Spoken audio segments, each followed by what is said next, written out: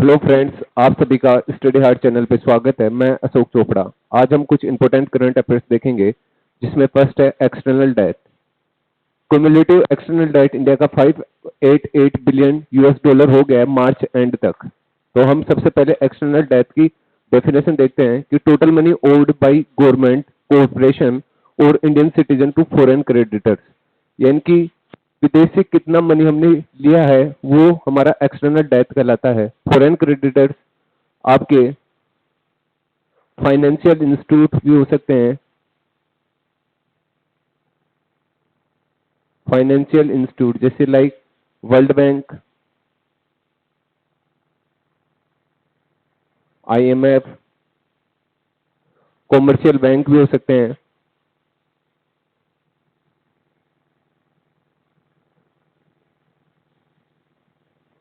और कोई कंट्री भी हो सकती है कि किसी कंट्री से हमने डेट लिया है तो वो भी आपका एक्सटर्नल डेट के अंतर्गत आएगा। अब हम एक्सटर्नल डेट के टाइप देखते हैं।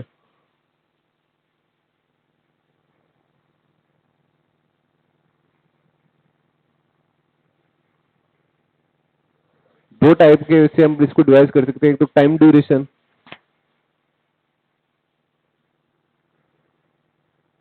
उसको हम दो भाग में डिवाइड कर सकते हैं। पहला है शॉर्ट टर्म, दूसरा है लॉन्ग टर्म।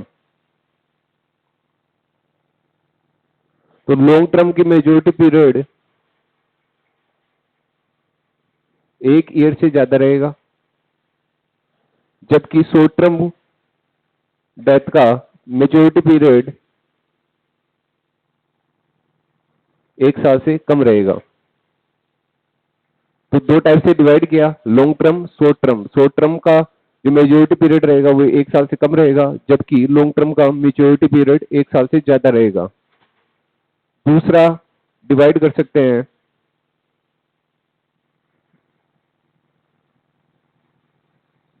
सोवरेन डेट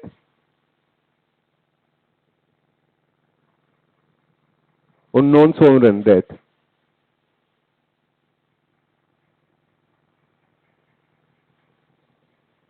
ये नॉन गवर्नमेंटल होता है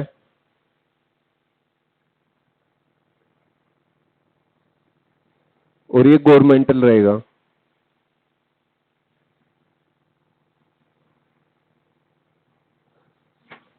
नॉन गवर्नमेंटल में प्राइवेट ऑर्गेनाइजेशन भी आ सकते हैं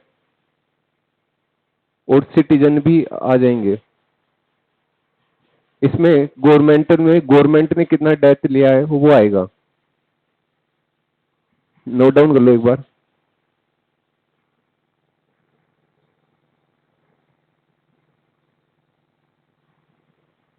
अब इसके हम हेड्स देखते हैं कि एक्सटर्नल डेट के कौन कौन से हेड है। मल्टीलैटरल डेट, जिसमें आपके आईएमएफ से लिया है, वर्ल्ड बैंक से लिया है। तो मल्टी इंस्टीट्यूशनल डेट इसके अंतर्गत आएगा मल्टीलैटरल में। दूसरा होता है बाइलैटरल।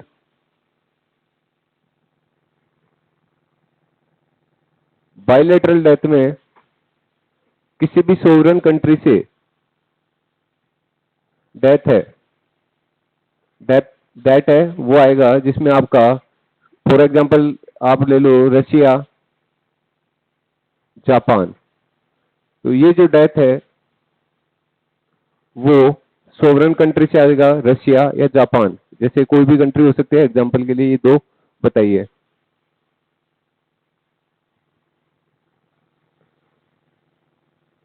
दो हो गए। अब तीसरा है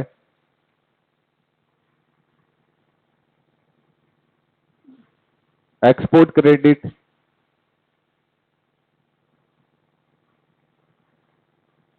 ओब्लिक ट्रेड क्रेडिट। इसको हम एग्जांपल के माध्यम से समझते हैं। जैसे एक कंट्री है, ये अपने गुड्स को एक्सपोर्ट कर रही है बी कंट्री में, तो बी कंट्री इंपोर्ट करने के लिए जो यहां से क्रेडिट लेगी, उसको हम बोलते हैं एक्सपोर्ट क्रेडिट या ट्रेड क्रेडिट। इसमें आपके कौन कौन हो सकते हैं? फॉरेन सप्लायर,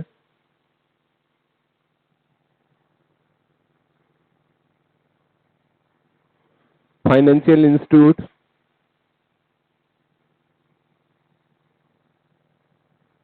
हो सकते हैं।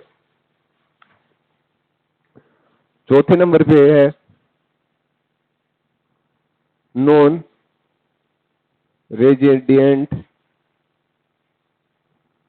Date in bank and financial institute.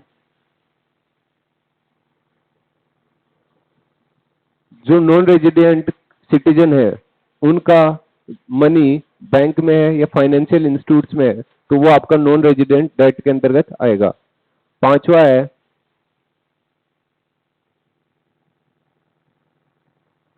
Commercial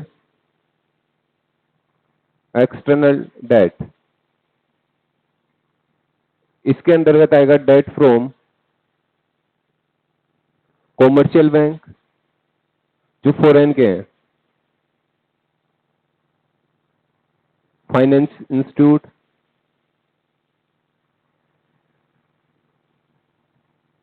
तो ये पांच हेड हैं किसके? डेट के। मल्टीलेटरल, बाइलेटरल, एक्सपोर्ट क्रेडिट या trade credit, non resident debt, commercial external date.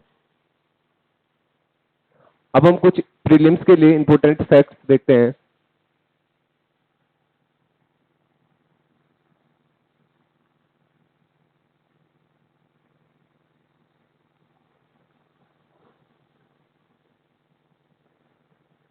जैसे हमने डेट को दो टाइप में बांटा था, शॉर्ट टर्म और लॉन्ग टर्म। तो लॉन्ग टर्म डेट पूरे डेट का 81% है, जबकि लॉन्ग शॉर्ट टर्म 19% है ओनली। तो जो शॉर्ट टर्म डेट है वो लेस देन है किससे? लॉन्ग टर्म डेट से। तो लॉन्ग टर्म डेट ज्यादा है किससे? शॉर्ट टर्म डेट से। हमने डेट को दो टाइप में बांटा था, गवर्नमेंटल और नॉन गवर्नमेंटल।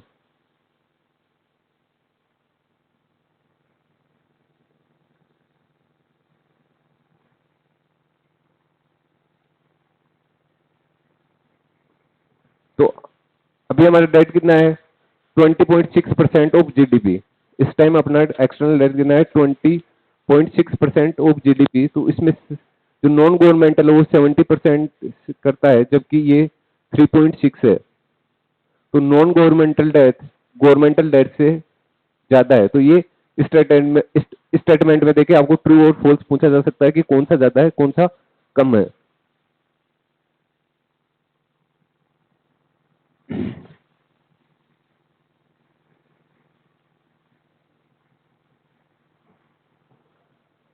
जो एक्सटर्नल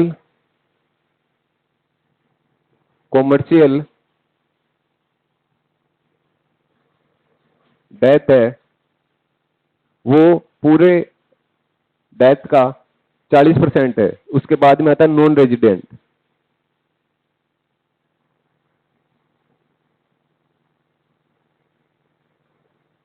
तो ये फैक्ट याद रखना होगा कि नॉन गवर्नमेंटल ज्यादा है किससे? गवर्नमेंटल से। सबसे ज्यादा हेड किसका है? एक्सटर्नल कॉमर्शियल का। उसके अलावा लॉन्ग टर्म जो डेट है वो ज्यादा है किससे? शॉर्ट टर्म से।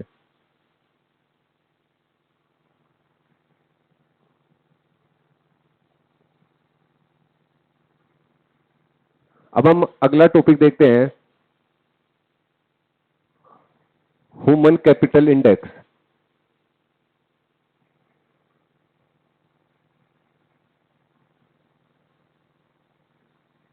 ये वर्ल्ड बैंक के द्वारा रिलीज किया जाता है। तो ये आपका प्रीलिम्स के लिए इंपॉर्टेंट फैक्ट है कि ह्यूमन कैपिटल इंडेक्स किसके द्वारा रिलीज किया जाता है? वर्ल्ड बैंक के द्वारा। सबसे पहले 2018 में इसको रिलीज किया था।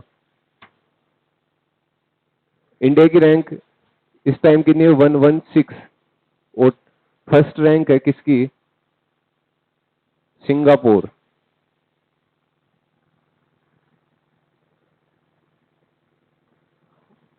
अब इसके तीन पिलर है HCI के। ह्यूमन कैपिटल इंडेक्स के तीन पिलर है। पहला है सर्वाइवल रेट, एजुकेशन और हेल्थ, ये 3 पिलर है। सर्वाइवल रेट क्या होता है? Share of children surviving 5 year, more than 5 year. Survival rate में हम देखेंगे कि 5 साल से जो ज्यादा उम्र के बच्चे हैं वो कितना जी रहे हैं। तो सर्वाइवल रेट में ये देखेंगे। एजुकेशन में 2 है, ये क्वालिटी वाइज भी मेजर करता है और क्वांटिटी वाइज भी। हेल्थ को बाद में लिखेंगे। तो क्वांटिटी वाइज में क्या बोलता है? ये expected year of schooling by 18 years, यानी कि 18 साल के तक के जितने बच्चे हैं उनका स्कूलिंग ईयर कितना है। और क्वालिटी वाइज भी चेक करता है,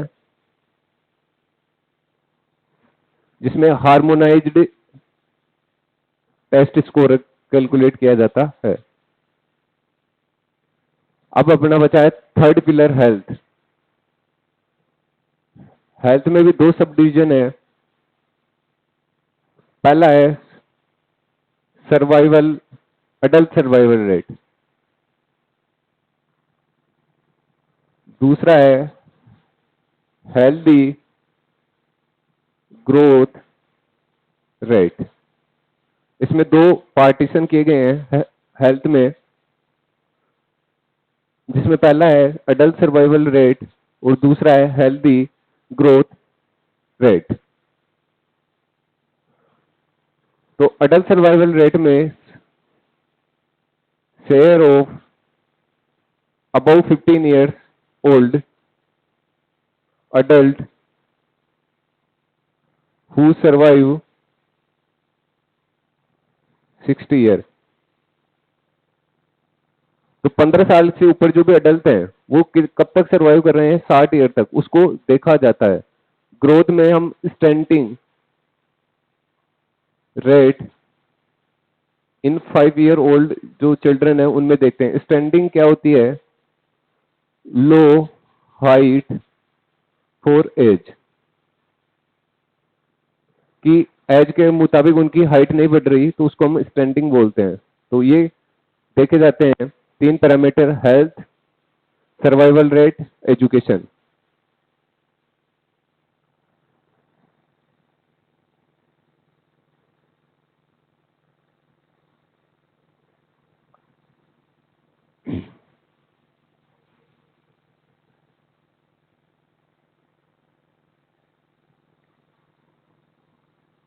जो इसमें स्कोर दिया जाता है वो 0 से 1 तक दिया जाता है। ये 1 मैक्सिमम रहेगा इसका।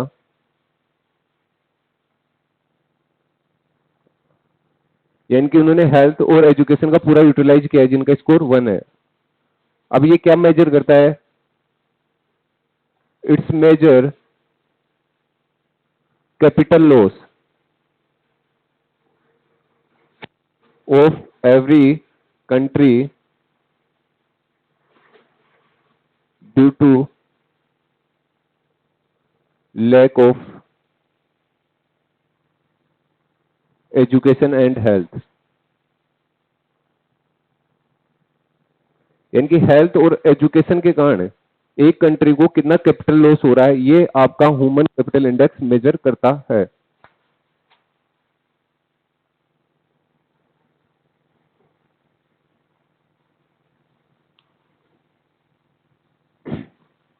इंडिया की रैंक याद रखना 116 है, वर्ल्ड बैंक के द्वारा रिलीज किया जाता है। 0 से 1 तक स्कोर रहता है, सिंगापुर ने टॉप किया है।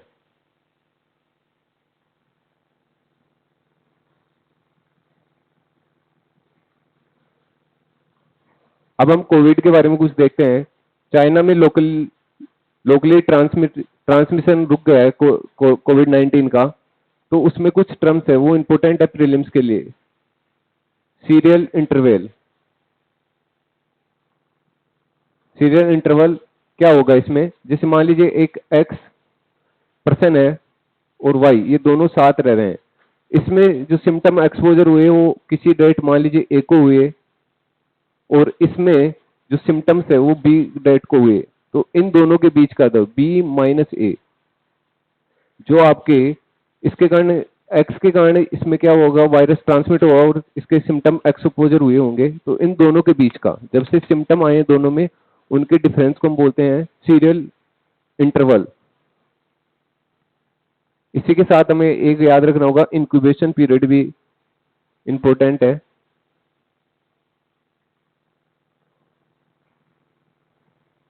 It is time between exposure to virus and symptoms. Incubation period क्या होता है कि आप वायरस के साथ एक्सपोज हो गए और सिम्टम्स कब आए, उन दोनों के बीच में जब आप वायरस के साथ एक्सपोज हुए और सिम्टम्स आए, उसके बीच के पीरियड को हम इंक्यूबेशन पीरियड बोलते हैं। रिप्रोडक्शन रेट या इसको बोलते हैं आर नोट, इसकी डेफिनेशन भी इंपॉर्टेंट है, तो इसकी डेफिनेशन देखते हैं।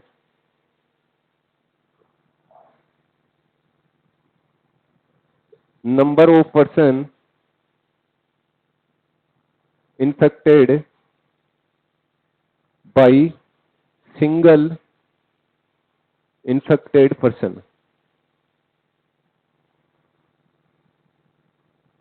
यानी कि एक सिंगल इन्फेक्टेड पर्सन कितने पर्सन को इन्फेक्ट कर सकता है, उसको हम बोलते हैं रिप्रोडक्शन रेट या आर नोट। जो ये सीरियल इंटरवल था, ये वर्ड हमें सबसे पहले विलियम पिकल ने किया था यूज। विलियम पिकल, ये शुरू में सीरियल इंटरवल नहीं नाम था इसका, इसका था ट्रांसमिशन इंटरवल।